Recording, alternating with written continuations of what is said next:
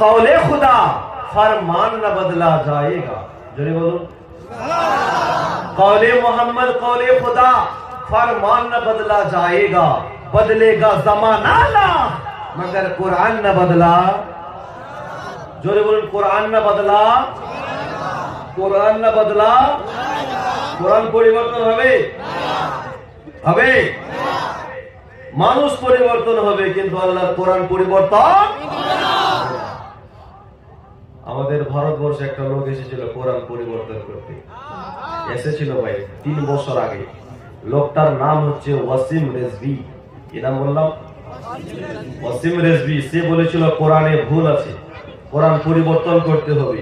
তো আমার আল্লাহ ওর ধর্মটাই পরিবর্তন করে দিলেন। সুবহানাল্লাহ। কোরআনের সাথে লাগলে আমার আল্লাহ ছাড় দেবে ভাই। কোরআনের জিম্মা স্বয়ং আমার আল্লাহ নিয়েছে। তো লোকটা ছিল মুসলমান, নাম ছিল ওয়াসিম রেজভি। যখন কোরআন পরিবর্তন করতে আসলো আমার আল্লাহ ওর ধর্ম পরিবর্তন করে দিলেন। লোকটা হয়ে গেল হিন্দু। নাম রাখলো জিতেন্দ্রনাথ দেয়াবি। কি নাম? জিতেন্দ্রনাথ দেয়াবি।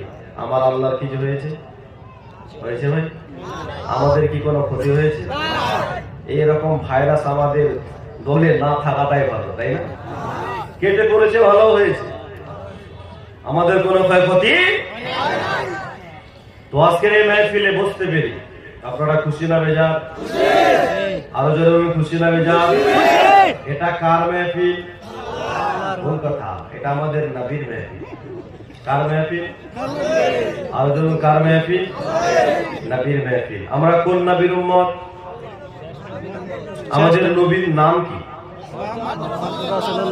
মুহাম্মদ সাল্লাল্লাহু আলাইহি ওয়াসাল্লাম। অধিকাংশ মুসলমান জানি না যে ও কোন নবীর উম্মত।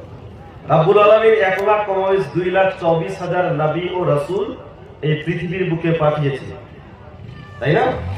আমরা হযরত মুহাম্মদ মুস্তাফা সাল্লাল্লাহু আলাইহি ওয়াসাল্লামের উম্মত। বাংলাদেশের এক মুসলমানকে এক মিডিয়া এসে জিজ্ঞাসা করছে, বলো তো ভাই আমরা কোন নবীর উম্মত? তো উনি সিনা চাওড়া করে বলছে আমরা কাজী নজরুল ইসলামের উম্মত। পাগলাকে আর কি বলা যাবে? কি বললেন? বলছে আমরা কাজী নজরুল ইসলামের উম্মত। ওনাকে দ্বিতীয় প্রশ্ন করলো, তোমার সৃষ্টিকর্তা কে? বলছে আমার আব্বা। বললো আমার আব্বা। বলুন আমাদের সৃষ্টিকর্তা কে? আল্লাহ। আরো জোরে, আমাদের সৃষ্টিকর্তা কে? আল্লাহ। আমাদের নবী কে? আমাদের ইমাম, আমাদের ইমাম, 4 ইমাম আছে।